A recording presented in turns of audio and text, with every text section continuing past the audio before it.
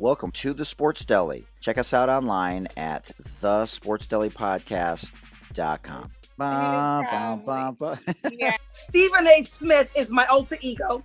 Go somewhere else with that shit. John, she's roasting your ass right from the jump. We ain't done the intro yet.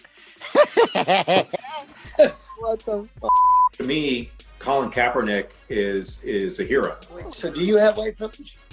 Absolutely. I think there's a balance between the idea of universal white privilege and it doesn't exist. Now we have to be a voice as white people. My grandmother had 8 brothers and 2 sisters. All 8 of them went to Michigan undergrad and Michigan high school. All 8 of them. No Sparties in the house. All Wolverines. Couple Sparties now in my generation. So wow, that's awesome.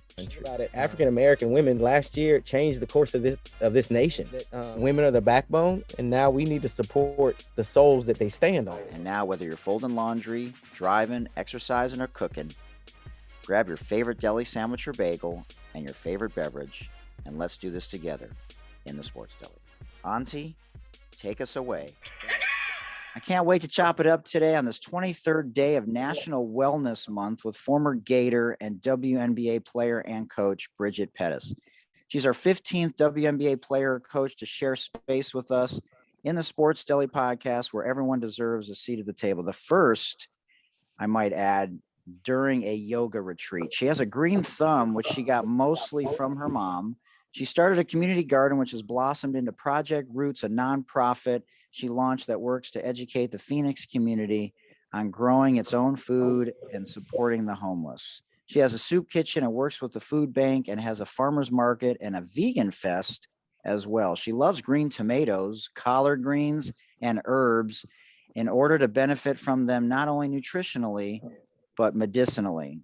She's got a juice company as well, and for a while, she did a lot of farm work out of her Prius, so she would love donations to help her soup kitchen be more mobile, have proper trucks to transport things, as well as a mobile kitchen instead of people having to walk to the food bank because a lot of those people are homeless. She hopes to be a part of childhood education because, after all, the children are our future. She loved marigolds as a kid. She was born the same year as Kid Rock, Snoop Dogg, Tupac, Elon Musk, and Jada Pinkett Smith. The East Chicago, Indiana native was one of the original WNBA players and was drafted number 7 overall in the elite draft in the first round in 1997. She played for 8 seasons for the Phoenix Mercury and Indiana Fever. She once hit 8 threes in a game in college versus rival Georgia, it should be noted. She loves yoga, as we mentioned earlier, and hopes to build more shelters to get the homeless off the streets. She has a fall festival with pumpkins and all kinds of fun things for the community. And Dr. Auntie Chantel, another original WNBA player who we've had on the show, was so excited that you were coming on the podcast and considers you family and says hello. You can find her on Instagram at being_a_light and at Project Roots website at www.projectroots, plural, AZ, that's Project Roots, AZ like Arizona.org. So shout out to Coach Wade from the Chicago Sky, who he and Edwig Lawson Wade, his amazing wife, another former WNBA player, was on the show for recommending you. Your layers are incredible. And I know you're still, even after all these years, really trying to find yourself, find your identity, figure out, where you're going with all of this, even after, being a part of the W for the better part of, 2.5 decades. So, welcome and honored that you're here sharing space with us today. It's been a minute, a long journey, I see. Yeah, it has been a long journey. So I want to ask you, so you grew up in a crazed basketball state, Indiana. And so usually people associate Indiana still to this day with Larry Bird and Bobby Knight. And, so I want to ask you, how was it, quite frankly, back then, being a young woman? How did your experiences as a kid help you to, get to a community college, which we'll talk about because that's an interesting part of it as well.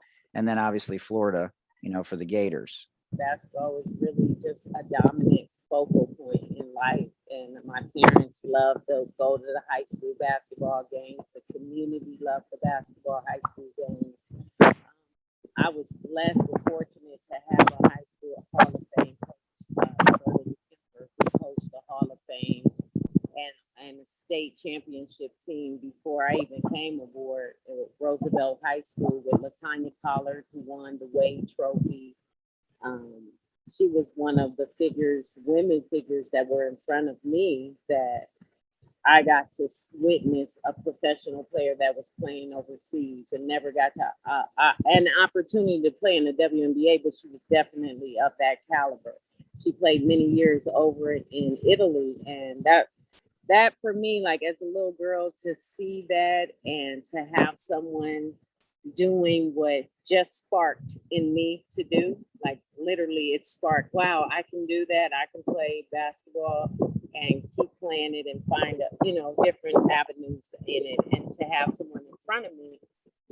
And even the guys in Indiana basketball that I grew up in my neighborhood, so many boys that went off to college to play basketball. Just going to Gary and playing it, and my father being in the city of Gary. And going over there and playing with the big boys on that side of town as well. So I had an all-round experience of basketball in many avenues. And then, like I said, to be an Indiana All-Star, then we stretched all the way down. I got the opportunity to go south. I grew up playing in Hoosier basketball camps. Got to go there one time and experience that. And I just saw the passion of basketball in Indiana. Man, it's funny. Everybody I talk to, it's interesting to me because I had a good but a bad high school experience. I was the minority. I was the only white guy on my basketball team as a senior. And I would say sort of inner city Detroit. We had a lot of kids bust in from the inner city. And, obviously basketball was shifting at that point. We had won a state championship a few years earlier. And, it was just the basketball culture, was starting to shift in terms of less whites and more, people of color playing. And so, and Jay Billis came on and talked about how his high school experience was horrendous. And he didn't think the coach meant it, but to have someone who was a Hall of Famer, to see like-minded people, to see people like yourself, to be able to follow in their footsteps, I imagine was, looking back on it, something that was so powerful to you, and and maybe until now you didn't even realize, because if you had a different experience, you might have gone in a different direction. You might not have continued playing if you didn't have so many positive experiences on the street and with your coach. And so I want to ask you to that point. We've talked about this as well in terms of street ball. I used to go out and play, and you and I, and they, now it's formulaic. They just go to the AAU games, and you got scheduled games. And can you talk about you touched on it, but how important was street ball and playing against the guys and just getting out there? And if you lose, you got to wait, right? An hour and a half. Like, it's, man, you're balling because you don't want to wait. I said, I think it was tough because growing up, I played games and 5-6 games and never touched the ball. So you were playing with guys mostly? I always played with guys. I rarely ever played with girls. I love to play. I just played. So at what point did you get irritated that you weren't getting the ball though? Like after, or was it right away? It was always, every day. Yeah. I would hope I get the ball, but man, I learned that I had to be more demanding, and I learned that I had to be more aggressive in trying to get it. And I also learned that when my opportunity came, because it very rarely came, that I had to shine. I had to do something. I had to make a bigger impact, and it helped me. It really helped my game to make my moments more impactful. Oh man, I haven't heard that before. That is fascinating to realize that what that would teach you. I'm sure no coach, when they were recruiting you, asked you, why do you think you're good under pressure? And that's like one of those lessons that when you learn that young, nothing compares to that. I was blessed to have a Hall of Fame coach. Yeah. She gave me the real, like she told me, like literally, if you want something, you literally have to go and get up. You have to give your energy. You have to give your attitude and your effort to it and go and get it.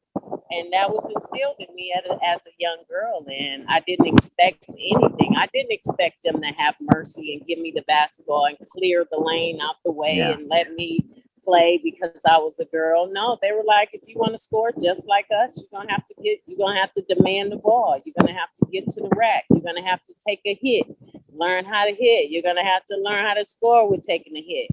And on the court, there was respect. Like yes, I am a girl, and that I don't have the physical ability, so you have to learn too. You have to learn that, you can't hit me that way. And thank God I had two older brothers to remind me. But it was like a love. You learned how to play the game on the street. There was a lot of love on the street. You got to be outside in the fresh air. It was a very positive atmosphere. The sun felt good on you. The air felt good. It's just a completely different game outside. And like you said, you were outside of the civil rights era, but it's so interesting to talk about the unspoken respect, the brotherhood and the sisterhood. We often talk about it at the university level, but on the streets, it's a whole different language and it's a whole different vibe. And I remember when Jim Herrick came on, he talked about how, being from West Virginia, and he would go into the African-American neighborhoods, and this was frowned upon, but they said, we don't give a shit. We're going to do it anyways because we just want a ball. That's our language. And so he would go into their neighborhood twice a week, I think it was, and they would come into the white neighborhood once or twice a week. And this went on for a long time. And so that's how he learned that, ball is the antidote for a lot of issues. And we could learn a lot from not only sports and locker rooms, in terms of society today and being better listeners and finding middle ground and coming together for a common cause. Man, that's just fascinating. I can feel like I'm back in my childhood again on the streets of Detroit, playing and the lessons that I learned. So that's amazing. So you had a Hall of Fame coach and, you go Juco. Now, was that just to hone your game or academically? The NCAA had requirements and you just had to finish up there but were you highly recruited out of high school also? Educational wise, definitely. I don't think I was prepared for Division I, and my high school coach and I sat down and we really talked about what would be the best situation for me. Just even getting a college mindset. I was the first player, the first person in my family to get our college education. So, oh wow, you're first generation. That's amazing. Yeah. So just that alone, just breaking that educational barrier, breaking that mindset, growing up in a lot of negativity to even approach college was very challenging at that time. And I just had the right people around me to guide me in that direction. And junior college was a blessing because obviously I went to the #1 junior college in the nation that was led by Lynn Larson, and she pushed us. She took my efforts in life to another level. We were running 3 miles at 5 o'clock in the morning in the desert, getting rid of the word can't. It's really nothing you can't do. So I just appreciated all those little experiences that came along and those teachers that touched my life and encouraged me to go deeper and to see more in the experience that I wanted. I signed up for basketball. I didn't have any expectation of nobody. I wanted to put forth this experience. So it required something of me, and I had people to guide me in that positive direction.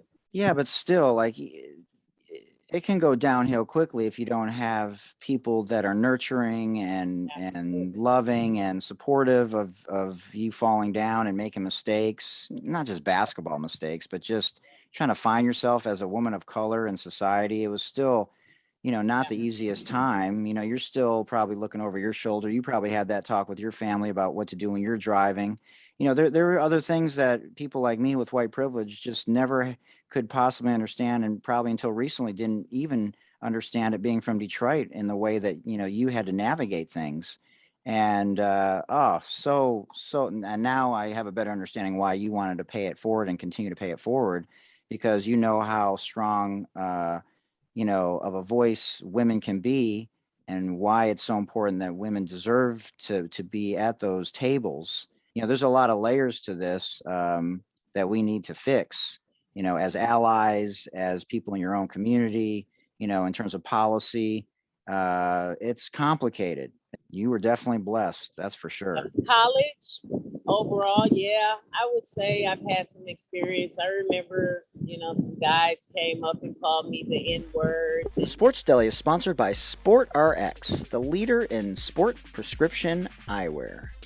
You can find them online at sportrx.com, and don't forget to enter the code DELI10 at checkout for your special 10% discount. And now back to this incredible interview right here on the Sports Deli. It shook me, but when I remember at that time when I experienced it, I called a friend of mine and I asked, I don't know why it bothers me.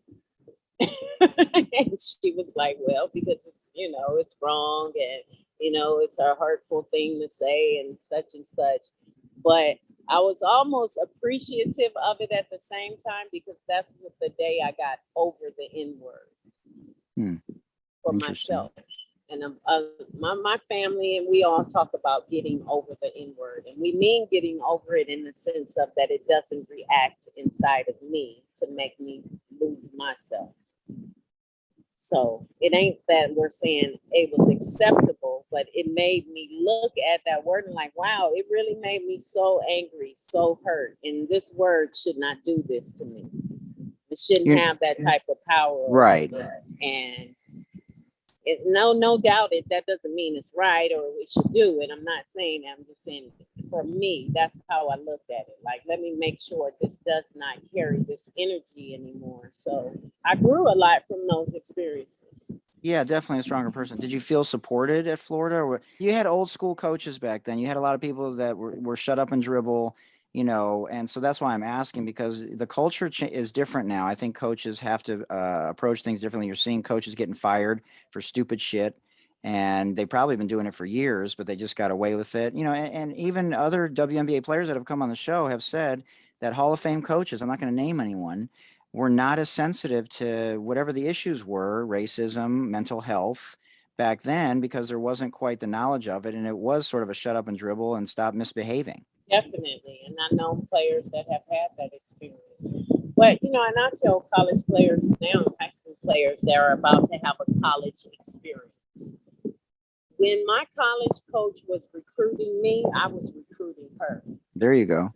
But Bridget, you have a different level of consciousness now, though. Yeah. Like, well, I don't, you got it from your mom, obviously, in large part, but you were born with, nobody has this level of, vibration unless it's just something that, right. And those were the teachers that were in front of me. For me to have a high school coach amazing share with me why it would be best to go to junior college, and like building relationships. Cheryl Ross, she helped me where I was trying to go. How could I help the team? And I was looking for that type of coach when I went to college. I wanted my coach to know I want to go overseas. I want to play at the next level. All those things. I want to graduate. I want, like we had an exchange for each other. I think that is very important to build a relationship with the coach, that it's going to help you. And you're young. My mother wasn't with me in college, so I still needed some maturing and to put myself around someone that can help me get where I'm trying to go. Do you think that you still talk to her? Oh yeah, actually 2 weeks ago we talked. Does she ever say, like, I can't even believe, like, we were so fortunate, or like you were the person that you were, like you taught me so much, you were different than any other recruit I ever had just because of your introspection and interest in self-actualization? Yeah, we quite often because you're closer now, you catch up to people once you're older. We quite often share our appreciation because wow. I mean, we had a genuine relationship. Right. I watched her. I watched how she cared about every player. She was mature. She was raising young girls to be women. And her mother was a big impact in her life. I remember her sharing that with me. I needed that. I needed some more mothering in my own life at that time with the relationship that I had with my mom. So she was filling those gaps and helping us mature and teaching us how. She actually taught me how to eat a steak. How to eat steak? She's teaching me the proper way to hold the knife. That's classic. Yeah. Yeah, you hear stories about that, how coaches do all kinds of, because a very close friend of mine is at Kansas State now. She's on the women's basketball staff for Coach Mitty. And so, they've had people come in, talk about social media and, how to have good manners when you go to restaurants. And yeah, I mean, those types of things, it's funny what you remember when you're in college. And so you go from this nurturing environment and now you're going to go to what's a business. I mean, college basketball is a business, but, now you're going to go to the WNBA. And so how was it to be a pioneer? Because I was a pioneer in a different way. I was on the first team in the history of my college program, a small D3 school in Baltimore, Goucher College. And that's why I went there, because I just wanted to be on the first team in the history of the school, and nobody can ever take that from me. And my path was interesting too. I got cut 3 times. I was averaging 0.2 points per game in high school. Like I said, I was told, why are you going to continue? What's the point?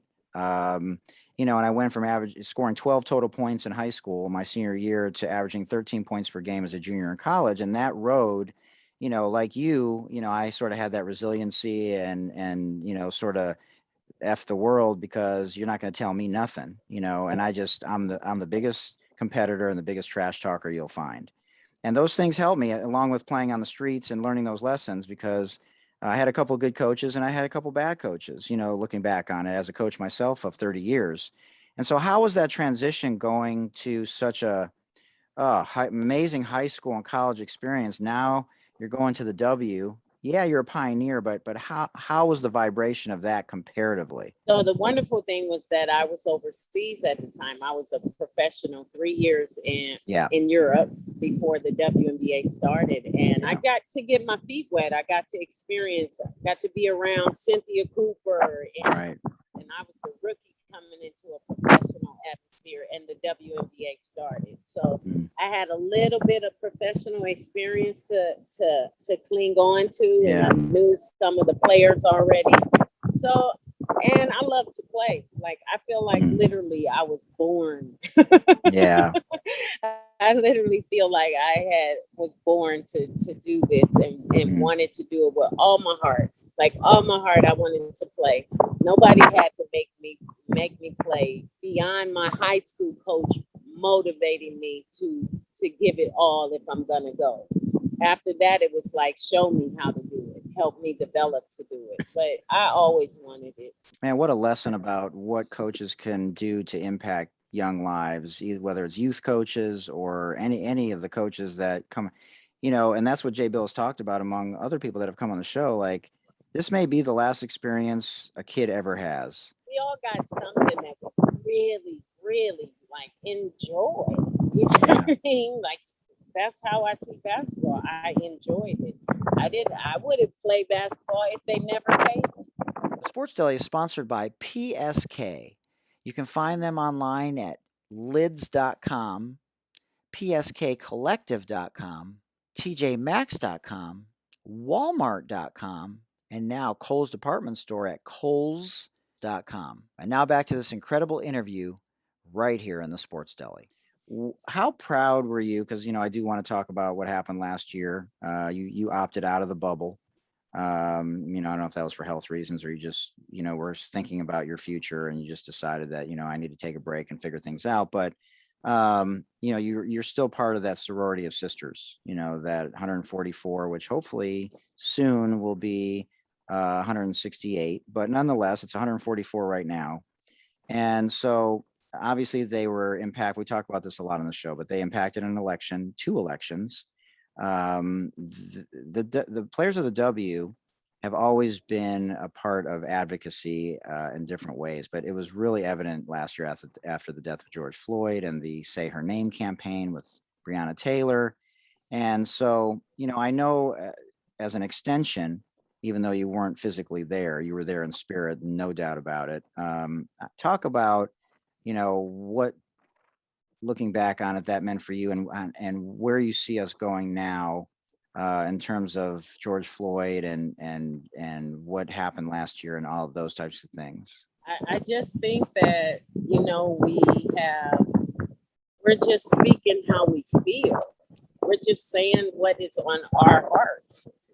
I don't know if it's really a literal campaign, more so than I've sat in the locker room. Every player care about their children, their families, their aunties, their uncles. Like, these are real women. We care about people, humanity. Humanity comes from us. But you've always cared about humanity. Why is there a different vibration now? Why are more white people listening? It's not just Colin. Yeah. It was the right time, unfortunately, because of another death.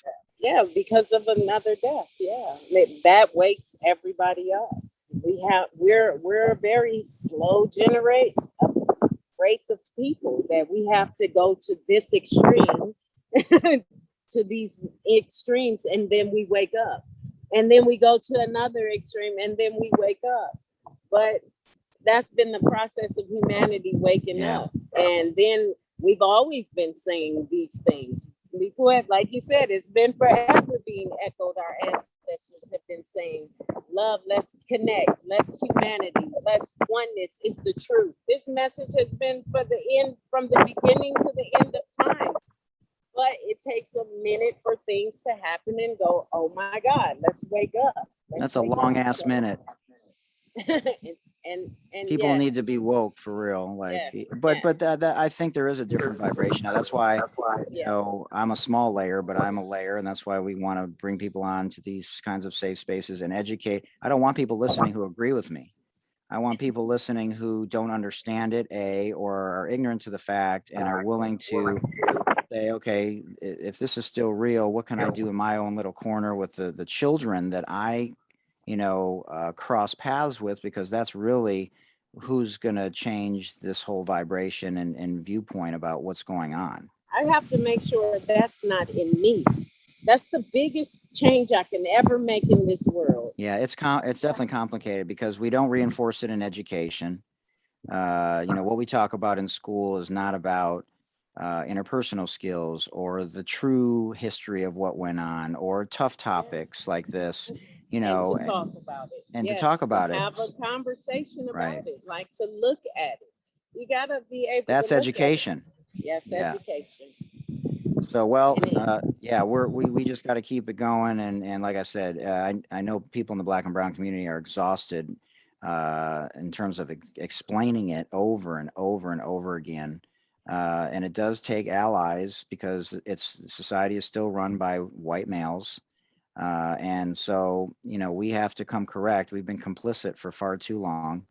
And so I just wish, I've said this a lot, but I just wish the Tom Brady's and people in politics would just stop and not make it political, and just say simple words like Black Lives Matter, or racism still exists, or we need to better educate people, or find some middle ground, even if we disagree about the vaccine, or whatever the case is, because it's the direction that we're going in is too slow. Like you said, it's taking too long of a minute.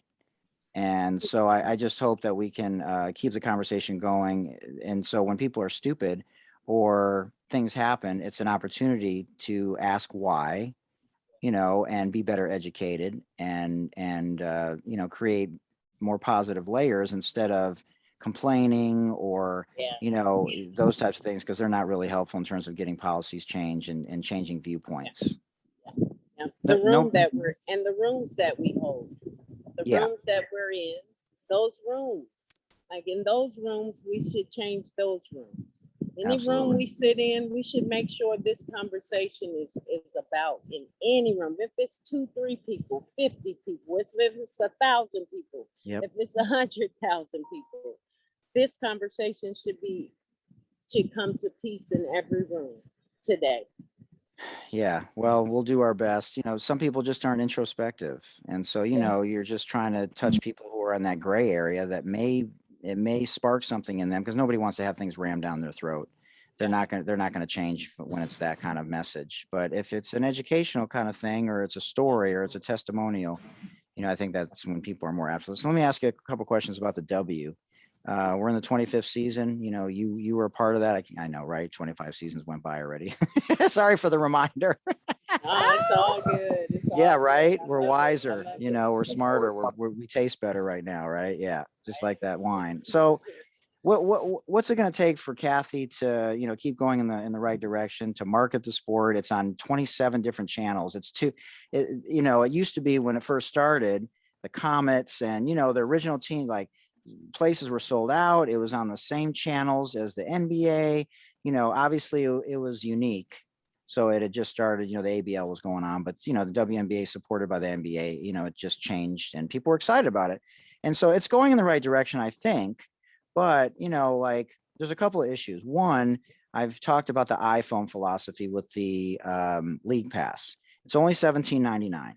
So that's sort of insulting to women when the NBA package is $200, even though there's more games, and the WNBA is only $17.99. So you want to go buy a cheap Android, or do you want an iPhone? Everyone pays for an iPhone, even though it's $1,000.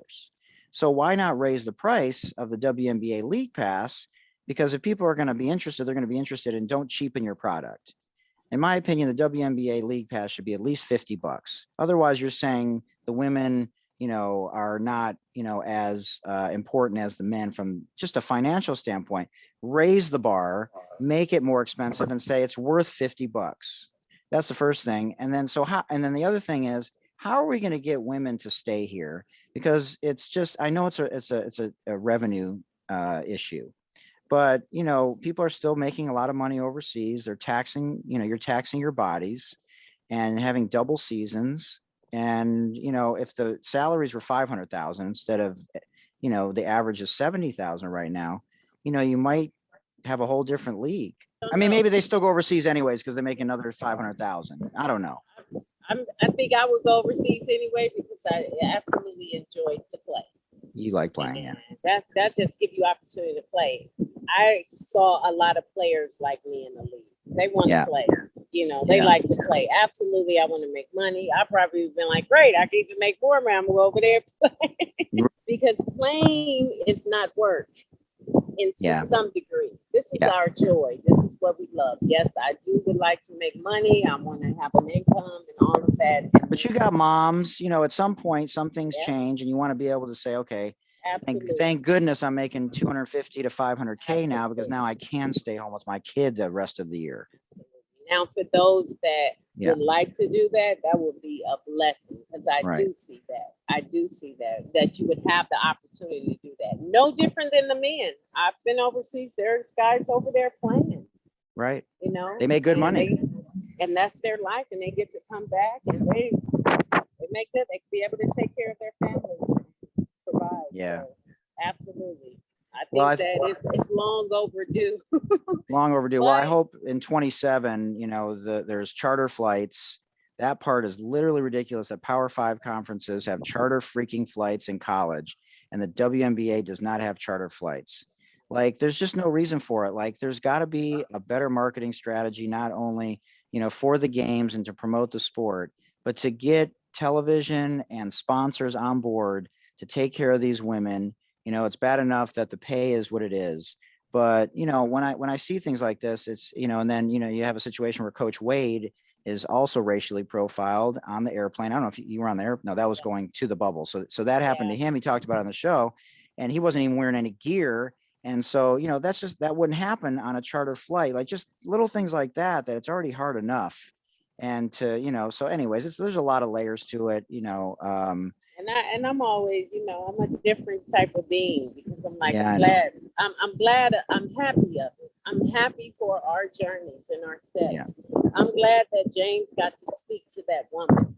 Right. I would say that. I'm glad that happened, because that lady got to see some truth. I've been on airplanes where we've had to do that. So the process where the WNBA is going to go, I know it's going to go in the right place. Yeah. I don't want to skip over our baby steps.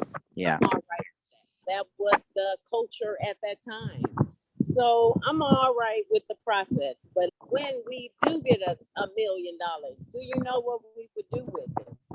I'm 50 years old. I just started my nonprofit. If I was, if I would have had $1 million then, I don't even think I would have started a nonprofit back then. So I didn't have the maturity to do something like that. So just speaking of myself, just myself, and watching the players and watching our journey, watching us, no offense, buy a bunch of purses and buy a bunch of things that didn't matter, just we all promoting shoes. This is just a way. Those are things that don't matter. They're nothing. That's true. So I want us to mature out of that stage. And organically, then, not rush the process. Yes. And then let's go. And I can see maturity. To have a president like NECA, who is just, I nowhere near held that type of mindset at that age. So that's phenomenal to see that. Yes, that type of player, I'm all right with her having $1 million. I know a lot of good stuff will come out of that. You know what I mean? So it's just a different time. We'll get there. We're right when we're supposed to get there, but we definitely saying always today is the day. Powerful words. Sports Deli is sponsored by City Locs, CITYLOCS. You can find them online at citylocs.com, where you can go and make your own personalized license plate hats. They're so cool. You got to check them out. And don't forget to enter the code TheSportsDeli at checkout for your special 10% discount. And now back to this incredible interview right here in the Sports Deli. Give it a little bit, sorry to use that cliche word, but show some agility. So not on the scale to what you've been doing, but I've been, since the death of George Floyd, I had to make some adjustments as well because, I lost some classes as a college professor and, I was coaching college ball for 23 years and, so I've been at a low income first generation high school, which has been the best job I've ever had, even though I'd like to get back to the college game at some point. Just because I think my skill set, benefits women. I was on the men's side 15 years and I've been on the women's side 15 years. And so I think the women's game still has a long way to go in terms of evolution, taking a more of a holistic approach like you sort of took and how every aspect of your life can impact you, maximizing your potential and finding the best version of yourself. And so going back to the homeless situation. So one of the things that I did was, I won't say how I'm doing it, but I've been giving to the homeless for 16 months. And so just the things that I've seen open my eyes to, it's just been somewhat gut wrenching and heartfelt and just mixed emotions all at the same time, just to see how humble they are, how giving they are, how grateful they are, and that they're people too, and that we have an epidemic on our hands from that perspective. And I know this is a big part of your push in terms of what you're doing, which we'll talk about in a little while. So first, I'm sorry for the loss of your sister. I know that she died as a result of diabetes. And so I want to talk about that perspective of your organization, because I think it's related in terms of what we're going through now in terms of this pandemic and how people can better take care of themselves, because it's a call to people strengthening their immune systems. But the first thing I want to talk about, having said all that, I know it's long-winded, but I want to ask you about mental health, because you were gifted with some things that other people don't have to go through. And I just asked Auntie about this today, about Cappy, and she went off the rails recently talking about how LeBron James, Cappy Pondexter, LeBron James is trafficking women, and so Liz Cambage has talked about it, DeMar DeRozan, Kevin Love. And so it's a real thing. Mental health is just something that shouldn't be taboo across the board. And so can you speak on that? Because I think it's important that people understand that it's okay to share their stories about this. Coaches need to understand that this is real and not just say, stop misbehaving, or, what's wrong with you kind of thing. But speak on that, looking back on it from high school to college to the pros, and, what we need to do now in terms of having things in place, as safeguards to help not just women, but people across the board, kids especially. I mean, it's a real thing, and it's about us, us connecting, having someone there, having someone that we can really talk to. If we're in a state where it's 8 billion people in the world, then we're really we're having a big mental disconnect. A lot of disconnects. Yeah. Yeah. So spiritually disconnected and emotionally, But yes, but talk about the Black and brown community specifically, because I know how it is in my family. I grew up in the house of a social worker, a psychotherapist. So, I've seen this stuff for, once I've known what it was for, 40 out of my 52 years, basically, or since I was 9 when my father committed suicide, so I understand it, but it's taboo, or you're roasted in the Black and brown community. So what's the message to people of color to say, it can't just be, because just like basketball, things take time to evolve and grow and believe it and feel it, in the innermost part of who you are. You can't just say, oh, well, it's not taboo anymore, so come correct. It's not that easy. And being there for our family members and not shoving people off for having different struggles and separating ourselves. People are really going through things, and we have to kind of step up and be more willing to support. Yeah, it's not easy. Yeah, and it's not easy. In my community, I see it we have to support each other. We have to be a door. We have to pick up the phone call when people are calling and need help. We have to return the messages. We have to, go visit people, ask people how they're doing, right, sit and listen to people, and when they're expressing how they're feeling, and reconnect. Yeah. These are things that will help us. I was very fortunate to, after basketball, I could feel myself mentally as a player, not feeling secure in myself. That being something I did all my life, being a player since I was 6 years old. And just to have something where I feel like that gave me some stability and can reconnect spiritually to myself was grounding myself, getting back in, just discovering my breath and getting into nature and getting around real things. I think that is so important today, that we're missing mental health. For me, I found it in getting back into nature, getting back, into a place where that's just more natural. And that's been what I've seen that has encouraged me. I've been blessed to be able to teach yoga for over 12 years. And now I feel like that's what I can offer. That's even better than basketball. That's just not about being entertained but that everybody can do. Everybody can find a way of stillness and grounding and breathe and reconnect, because we're human beings. I'm not really a basketball player. I'm a human being. And that's the most important thing, that I never put any of these labels before who I really am. And mental illness can come from that. I felt it. I felt my disconnect. Well, who am I now? You need to be that person to have any stability in life. Ooh, man, that's deep. And, a lot of people, it's probably a foreign language to them. They probably don't even understand what you're talking about when you talk about some of these things. And that's the disconnect. Right. And those are the people that probably need it the most, to be still in a room, to close their eyes or whatever, keep them open, just to pay better attention to, their energies and their vibrations. And then, things start to fall into place. Once you start doing that, you eat better, you think differently, and it's just, people want to be around you in a different way. It all just comes together, and you bring it home, so to speak. And so that's just fascinating stuff. So I want to talk about Project Roots. And so I listened to this room in Clubhouse. I don't know if you know what it is, social audio app. And it's fascinating. A lot of collab going on.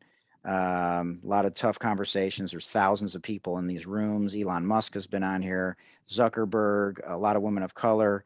I've reached out to a lot of people. Barbara Majeski from the Today Show's coming on this Friday. Stephanie Arnold, she's got a special on Netflix. She was dead for 37 seconds. She had premonitions growing up that no one ever paid attention to. It's a fascinating app. And so anyways, one of the rooms is called the Holistic Bitches. And so they have a podcast also. Leslie's the host. And so natural remedies and just a fascinating discussion about all kinds of different things. And so this is where I want to get back to what we were talking about earlier in terms of what you're doing and how that can help, especially in the Black and brown communities, because there is a higher incidence of diabetes that we talked about earlier with your sister, unfortunately passing away from the complications from diabetes, high blood pressure, cardiovascular disease, higher incidences of COVID, higher incidences of death from COVID.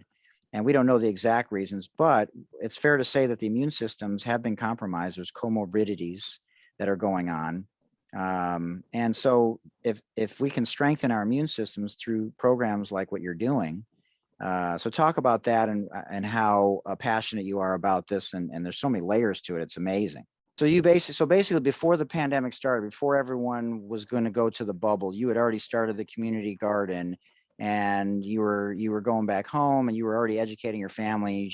You felt this pull to stop coaching and for at least for now and start going down this other path, because that's what was talking to you. The government, everybody was telling my community how important it was for them to go and get vaccinated. Right. And I just thought wow, in this time, you have the microphone and that's the biggest message to the people. It's not go and let's take care of our health. We were spreading the message to go get vaccinated. And this is a big conversation in our families. And my family alone would want to sit around and talk about vaccination. And I'm like, let's talk about getting out. Let's talk about moving our bodies. Let's talk about eating right. Let's talk about getting God's food in our body. Let's talk immune about system. Thinking right. Let's talk about, taking one thing my grandmother told me. She said, Bridget, I promise you this. Everybody gonna leave. It's about how you live it. So, and that's a cultural thing too. It's another layer to how food is viewed. And so you've talked about addressing racism in your words through food, and so that's an important component to this. And so there has to be a united front on this. And like you talked about, it has to happen organically. We can't force this, to people. But, with a lot of these issues, I could talk about what you're talking about and not one person of color is going to listen to me. And so that's why I have to educate white people and you have to educate people of color, even though it's the same message, because that's the way we're going to get it done, fortunately or unfortunately. So I think it's a great message that we're trying to send. All right, let's get to the this or that. It's been an amazing hour. And so I want to ask you some of the fun questions now and see where it leads. Sports Deli is sponsored by Moolah Kicks. Moolah is MOOLAH, like money, moolah, and kicks like shoes, one word. You can find them online at moolahkicks.com. And it's the first ever female-only brand basketball shoe. So it's a shout out to the basketball street culture, and it is also about fighting social injustice and gender inequality worldwide and here in the United States. And again, you can find them at moolahkicks.com. And now back to this incredible interview right here in the Sports Deli. Cheryl Miller, your first coach. I hope she's okay. I got to be honest with you. When I saw her, she was at a D2 school out here in Cali a couple of years ago, and she looked, she didn't look good. So I don't know if anyone's reached out to her or how she's doing, but I hope she's okay. So Cheryl Miller or Diana Taurasi, who you played with in your last year in the league, interestingly. I definitely will take Cheryl. I remember Cheryl came down and played us in horse, and she whipped us all up, and she had a boot on. She was our coach, and we were professional players. Man, that's crazy.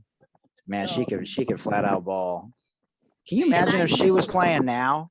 Oh, Yeah. Reggie Miller or Ray Allen? Ray Allen. Best player you ever played against? Latanya Pollard. Wow, really? Yes. Yeah. Cheryl or Cynthia? Cheryl. Maya or Sue Bird? Maya, yeah. Man, what she's done off the court has been nothing short of amazing herself. B. Stu or Candace Parker? Oh, interesting. Well, maybe when it's all said and done, B. Stu will be. Candace Parker's skill set is exceptional. Oh, Yeah. man. And plus her size, it makes her sort of like the KD of Yeah. the women's game. Yeah. MJ or LeBron? MJ.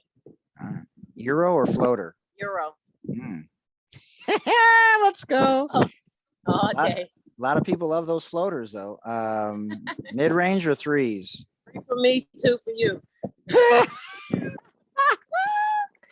Oh, man, that's the best answer I've had yet on that one. Dropping a dime for the game winner or hitting the game winner? Hitting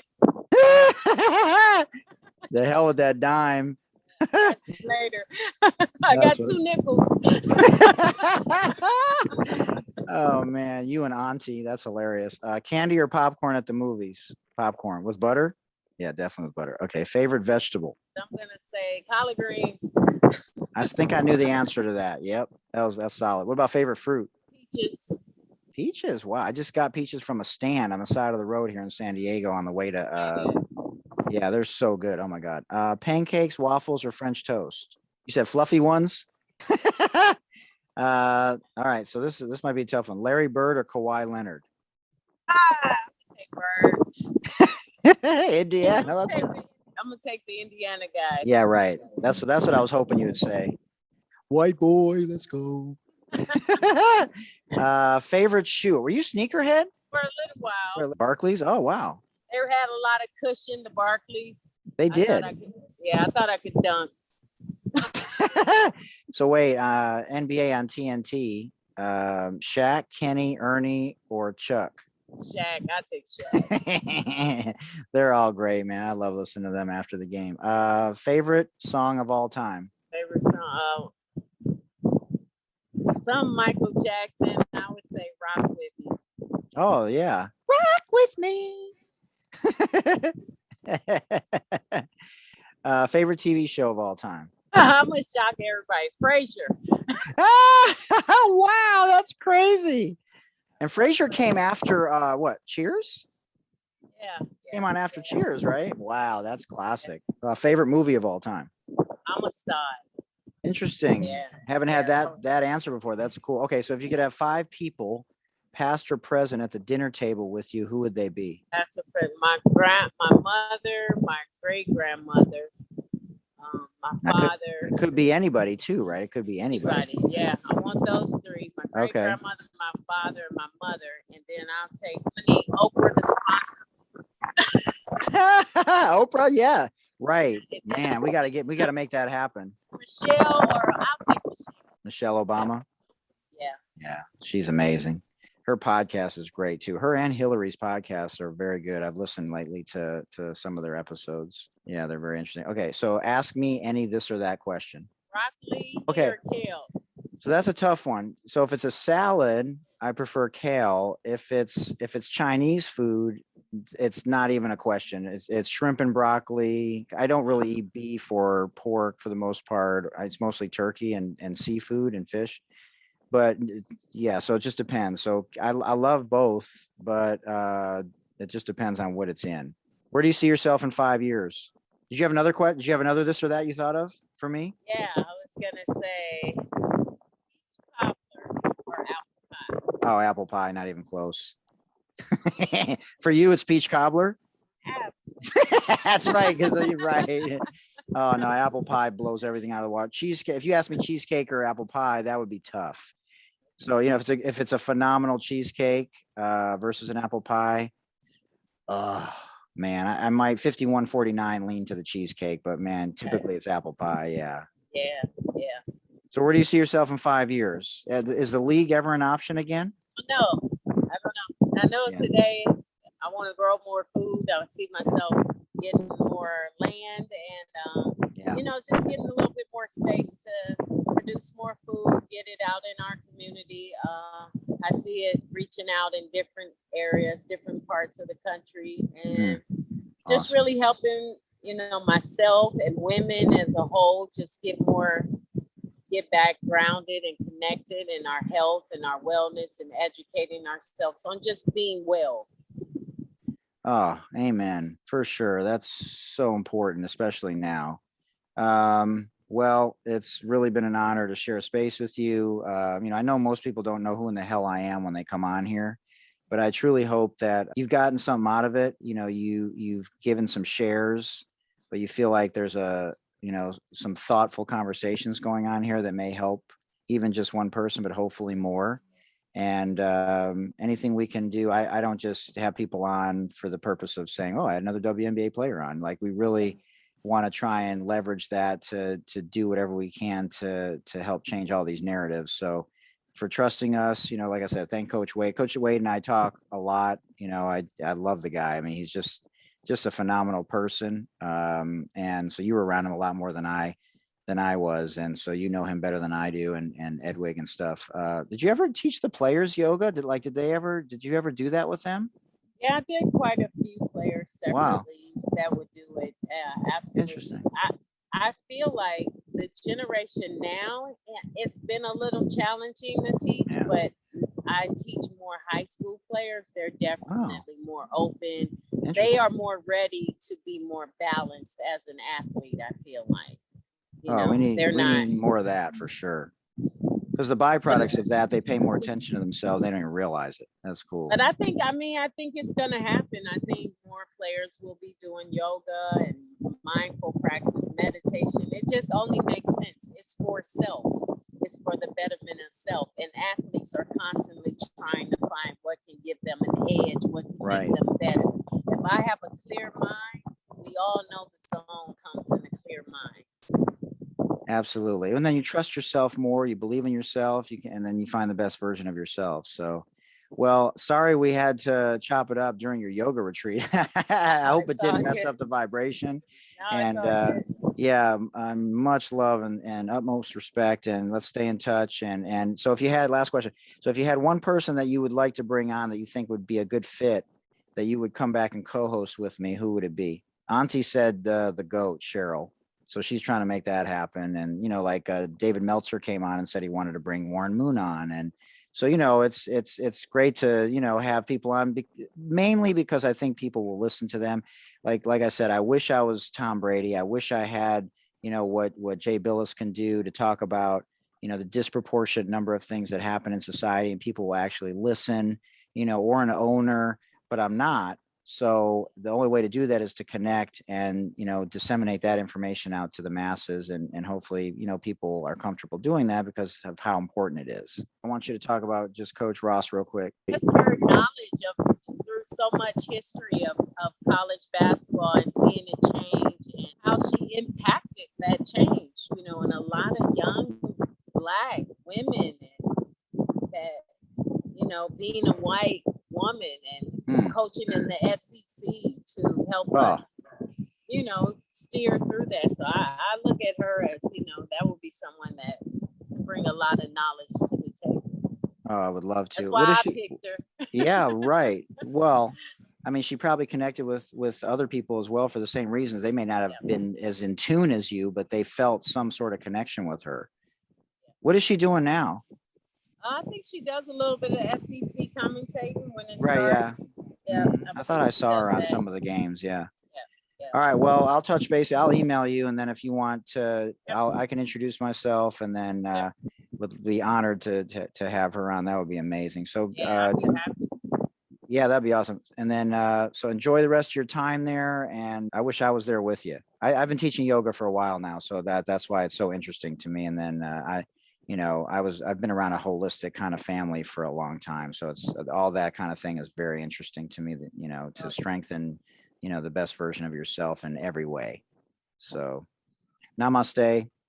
All right. Thank you. I'm gonna get you a little bit of that water. Hey, let's go. I love it. You've definitely got the best background that I've had for any of the guests. Steve Lavin was pretty good too. He was just finishing his walk, and he's in like the mountains of like San Francisco and like, wine country. So, he was trying to, Steve Lavin, he's trying to fix his hair and look all smooth or whatnot. But he didn't understand the background. Being in television, you think you'd understand that, right? He had the silhouette going on. You couldn't really see him that well.